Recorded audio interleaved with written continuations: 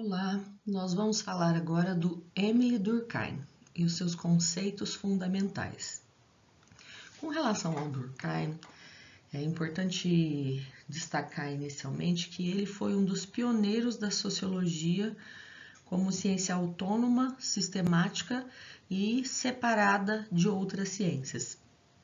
A preocupação central do Durkheim era entender como a sociedade se mantém coesa e organizada mesmo diante das mudanças históricas. Então, como a sociedade se mantém junta, os grupos continuam existindo, mesmo que tenhamos tantas mudanças na maneira de pensar, agir e viver em sociedade. Para isso, ele desenvolveu alguns conceitos centrais, que são conceitos que até hoje dão aí o tom ou são responsáveis, né, por direcionar o pensamento em vários aspectos da sociedade. Então, o primeiro conceito central dele é o conceito de fato social. Então, em oposição ao Weber, que pensava a sociedade a partir da ação do indivíduo em sociedade, o Durkheim pensa a sociedade a partir do fato social. Ou seja, o fato social para ele é exterior, geral e é também coercitivo. O fato social não é o único conceito, é o conceito central, mas não é o único da teoria do Durkheim. Ele também vai estudar a questão da solidariedade em sociedade, sob duas perspectivas. Sob a perspectiva da ação mecânica, então ligada à tradição, e a ação orgânica, que é ligada à modernidade. Com relação à questão da consciência, ele vai trabalhar a questão da consciência coletiva versus a individualidade. Então, como é que se dá essa oposição? E ele tem também o conceito de anomia, que é um conceito importante, porque ele traz a questão do funcionamento da sociedade, dos grupos sociais e dos indivíduos diante da ausência de normas sociais, que é aí para ele o conceito de anomia. Então, retomando a discussão no conceito de fato social, o que é que nós vamos ter? Então, para o Durkheim, o objetivo da sociologia era o fato social, que é definido como uma maneira de agir, pensar e sentir que é externa ao indivíduo. Se constitui e é dotada, na verdade, de um poder coercitivo e que se impõe ao indivíduo. Então, o que ele está nos dizendo é que o fato social, os acontecimentos da nossa sociedade influenciam os indivíduos e que os indivíduos pertencentes a determinados grupos sociais não têm controle sobre esse acontecimento. Eles precisam, de alguma maneira, se aceitar ou lidar com esse fato social coercitivo. Bom, quando ele fala da questão da exterioridade, né, que esse fato social é coercitivo e exterior ao indivíduo, ele está dizendo que é um acontecimento, um fato, uma situação que existe antes e independente do indivíduo. Então, vamos considerar, por exemplo, a língua, a nossa língua materna, as leis e as normas estabelecidas na nossa sociedade. Então, o fato de existir leis que coordenam as nossas ações em sociedade é exterior à minha vontade, e muitas delas anteriores à minha existência. A mesma coisa vale para a nossa língua. Então, a nossa língua é anterior a nós, né? A grande maioria de nós. Não fomos nós que definimos que nós iríamos falar português como língua materna. Então, nós aceitamos, né? E aí de maneira externa, coercitiva, e geral, com validade para todos, essa situação. Bom, quando nós pensamos na questão da generalidade, nós estamos falando de uma situação que é comum a muitos membros de uma mesma sociedade, então não se restringe a uma pessoa. E a coercitividade, ela exerce uma pressão sobre os indivíduos, limitando a sua ação, quer dizer, impedindo de realizar determinadas ações. Então, podemos mencionar como exemplo também as regras jurídicas, mas também as regras morais e sociais que fazem parte da nossa sociedade. Então, as regras morais, por exemplo, são padrões de conduta estabelecidos pela família, pela religiosidade, pelas regras, pela cultura do grupo social e da sociedade na qual nós vivemos.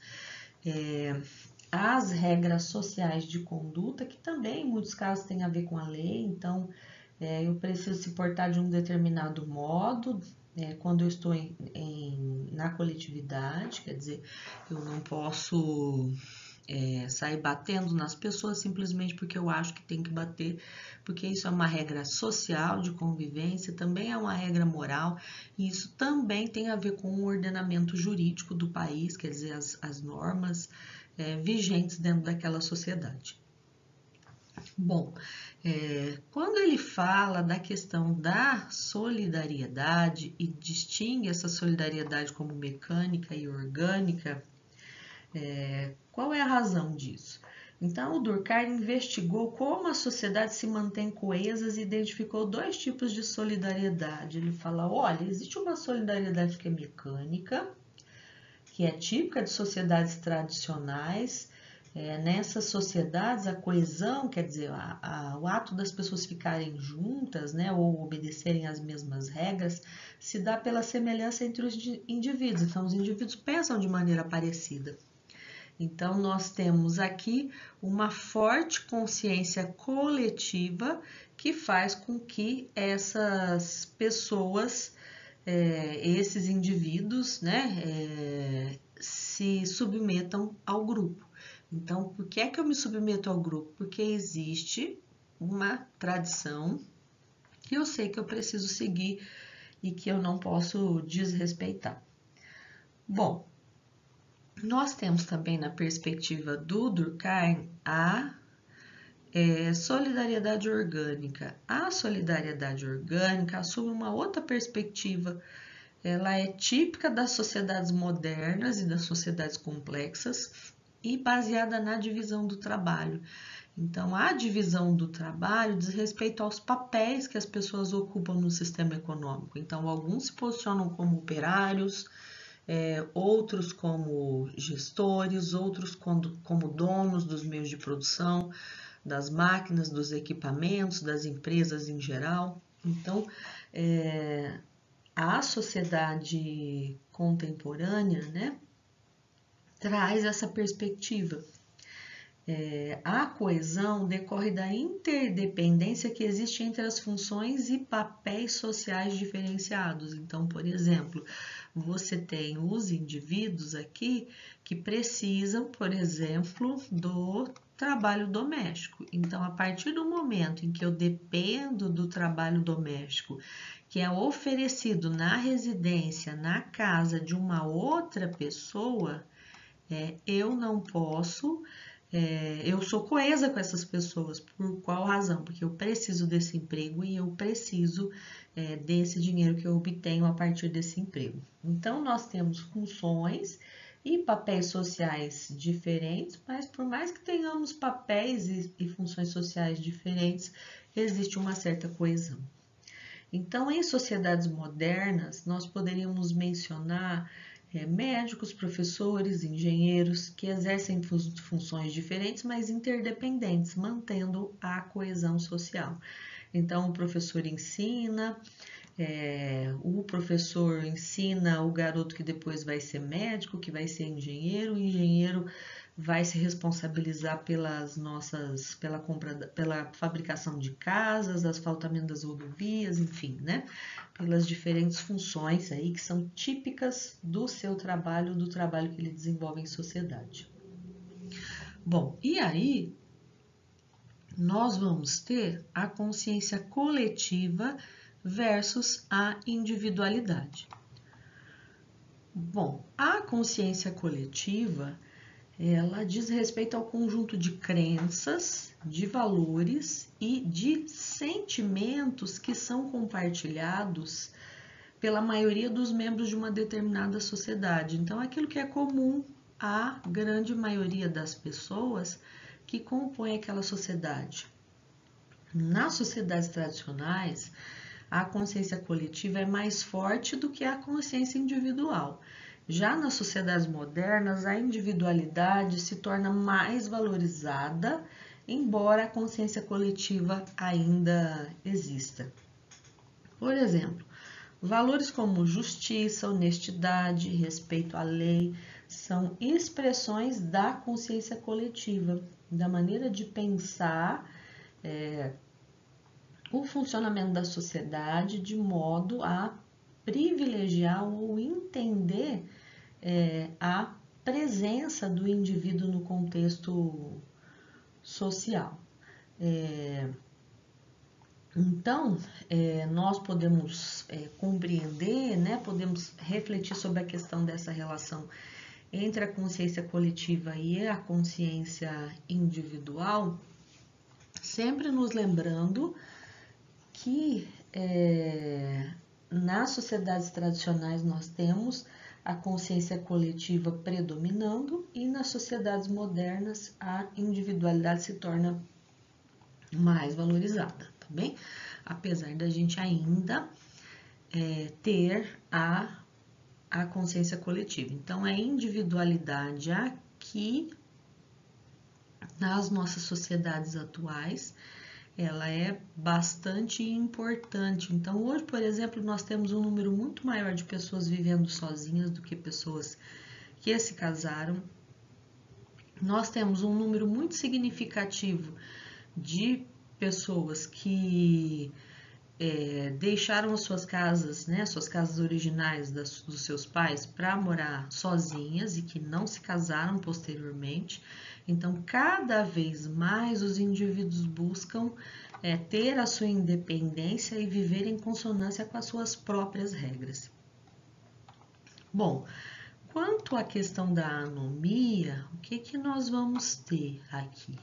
O que é que significa essa compreensão ou essa colocação do Durkheim acerca da ausência de regras em sociedade?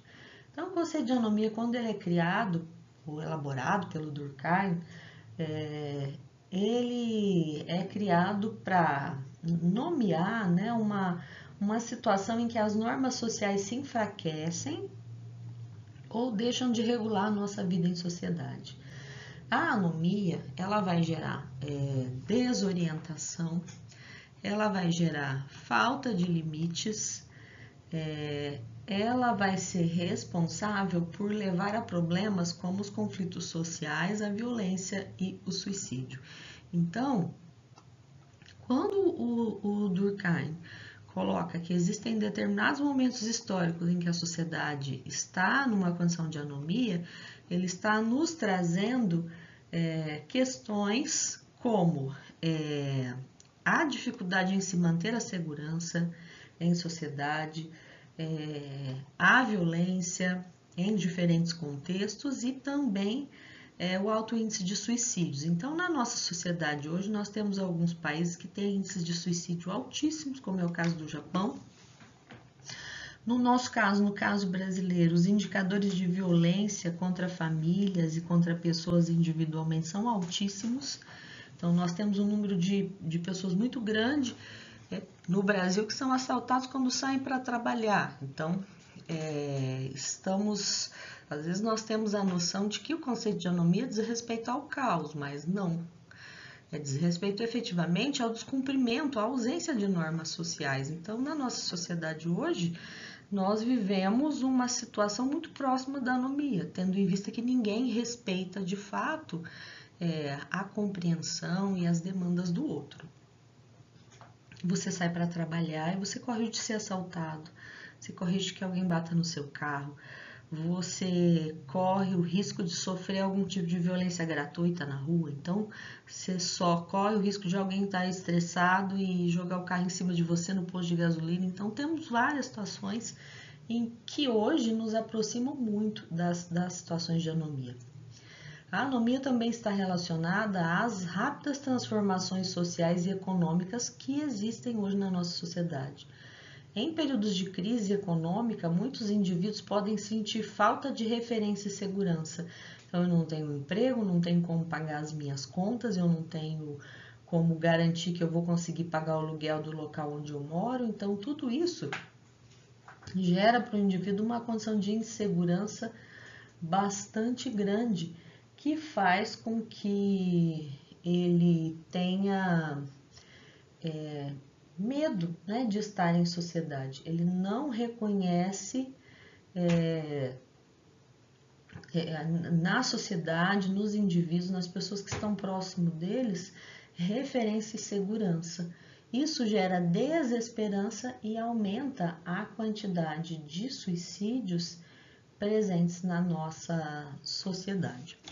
Então, esses três conceitos, esses quatro conceitos, aliás, eles são centrais na teoria durkheimiana por razões óbvias. São conceitos que vão trazer uma compreensão bastante específica do funcionamento da nossa sociedade contemporânea. Então, como é que a nossa sociedade funciona? Ela funciona a partir do fato social, quer dizer, ela funciona a partir do exterior, né? Quer dizer, eu sou largamente influenciado pelo que acontece fora da minha própria realidade, e às vezes isso acontece de maneira coercitiva. Se modificou a maneira de se ser solidário e pensar no outro, então aquela tradição mecânica ela foi substituída por uma tradição orgânica. A consciência coletiva ela é própria das sociedades mais antigas e a individualidade própria de sociedades contemporâneas. E, por fim, nós temos a anomia, que significa a ausência de normas sociais que não estão sendo respeitadas de nenhuma maneira. Trabalhamos o exemplo na nossa sociedade hoje de como os assaltos, a violência, as invasões de domicílios, os roubos a empresas estão cada vez mais comuns. Nós temos um índice muito grande de feminicídios hoje na nossa sociedade e por mais incrível que pareça, o que assusta não são nem os casos de feminicídio, são a maneira, na verdade, a maneira como esses indivíduos lidam com o crime que cometeram. Então, alguns deles, não, a grande maioria mostra que não tem arrependimento e que, ao tomar essa atitude, a toma simplesmente pela necessidade real de ser violento, né? É isso, não é uma violência que surge em função de ter sofrido outra violência, é uma violência própria da vontade do indivíduo se expressar, quer dizer, a maneira do indivíduo se expressar ali em sociedade, dentro daquele grupo social, é por meio da violência, e nesse caso uma violência direcionada à mulher. Bom, para a percepção do Durkheim do funcionamento da sociedade, nós temos aqui alguns outros pontos que precisam ser considerados. Que pontos são esses? A divisão social do trabalho, coesão e interdependência, a questão da religião como fato social e a presença de rituais que reforçam laços coletivos e a sociologia como uma ciência objetiva dos fenômenos sociais que nós vivenciamos. Bom, quando nós pensamos a questão da divisão do trabalho, a divisão do trabalho, como já dito lá atrás, anteriormente, ela também é uma forma de se manter a coesão social.